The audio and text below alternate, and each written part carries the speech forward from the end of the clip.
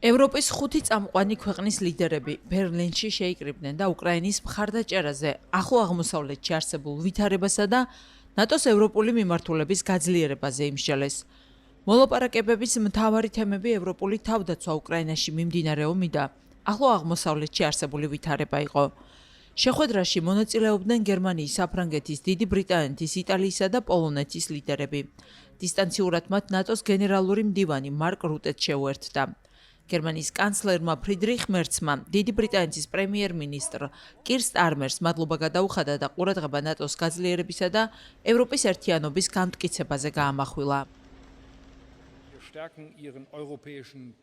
ჩვენ გვსურს ალიანსი განვაახლოთ და მისი ევროპული მიმართულება კიდევ უფრო გავაძლიეროთ. რაზეც ერთი წლის წინ ჰააგის სამიტზე შევთანხმდით, ახლა სისრულეში მოგვყავს. თავდაცვის ხარჯებს მთლიანი შიდა პროდუქტის 3.9%-მდე ვზრდით. გერმანიის ფედერალური მთავრობა ამ მაჩვენებლის მიღწევას 2029 წლისთვის გეგმავს. საფრანგეთი, დიდი ბრიტანეთი, იტალია და პოლონეთიც მნიშვნელოვნად ზრდიან თავდაცვის ინვესტიციებს. ეს უფრო დაბალანსებული ტრანსატლანტიკური პარტნიორობის საფუძველს ქმნის.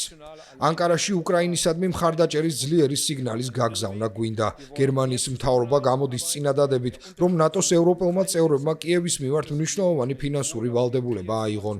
ჩვენი პოზიცია რუსეთისთვის ნათელია. უკრაინა ძლიერია, ხოლო ევროპის მხარდაჭერა არ სუსტდება. ევიანში გამართული G7 სამიტის შემდეგ შეგვიძლია ვთქვათ, რომ ტრანსატლანტიკური ერთიანობა დიდი ხნის განმავლობაში არასდროს ყოფილა ასეთი ძლიერი. ვიმედოვნებთ მოსკოვის შესაბამის დასკვნებს გამოიტანს. დროა სამშვიდობო მოლაპარაკებები დაიწყოს. კირ სტარმერი, რომელმაც თანამდებობიდან გადადგომის შესახებ ორშაბათს განაცხადა, ამაყობს იმით, რომ დიდმა ბრიტანეთმა ევროპელ და სხვა საერთაშორისო პარტნიორებთან ურთიერთობების აღდგენა შეუწყო ხელი. მისი თქმით, ქვეყანა კვლავ იცავს ღირსების, ურთიერთპატივისცემისა და კანონის უზენაესობის პრინციპებს. გმადლობ ფრიდრიხ, დიდი სიამოვნებაა დღეს თქვენთან ერთად ყოფნა და მადლობა თბილი სიტყვებისთვის. ჩემთვის დიდი პატივი იყო თქვენთან თანამშრომლობა ამ მნიშვნელოვან საკითხებზე. ვამაყობ იმით, რაც ბოლო 2 წლის განმავლობაში გავაკეთეთ ევროპასა და მთელ მსოფლიოში ჩვენს მოკავშირეებთან ურთიერთობის აღსადგენად.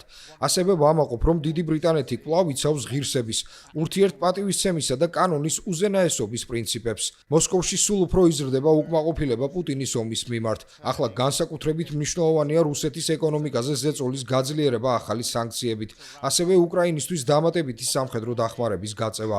ჩვენ მზად ვართ ეს პროცესი წინ წავწიოთ და ვფიქრობთ, რომ სწორედ ეს უნდა იყოს რამდენიმე კვირაში დაგეგმილი ნატოს სამიტის მთავარი საკითხი.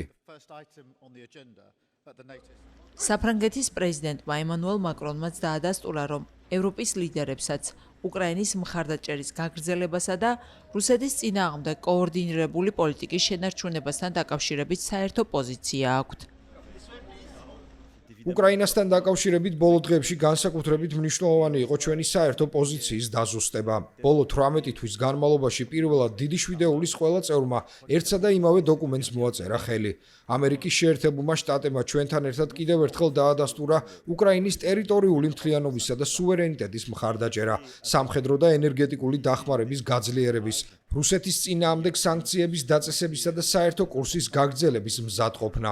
ეს ძალიან მნიშვნელოვანი მიღწევაა, რომლის განმტკიცებაც გვსურს. ნავთობსა და გაზთან დაკავშირებული ბოლო გადაწყვეტილება და სანქციების აღდგენა სწორედ ამ მიმართულებით გადადგმული ნაბიჯია. ამ გზით მუშაობას ანკარაში შეხვედრებისა და 13 ივლისის მსურველთა კოალიციის შეხვედრის ფარგლებშიც გავაგრძელებთ. ბერლინში შეხვედრა ივლისში დაგეგმილი ნატოს სამიტის წინ გაიმართა. სამიტზე მთავარი განსახილველი თემები ევროპული უსაფრთხოებისა და უკრაინის მხარდაჭერის საკითხები იქნება.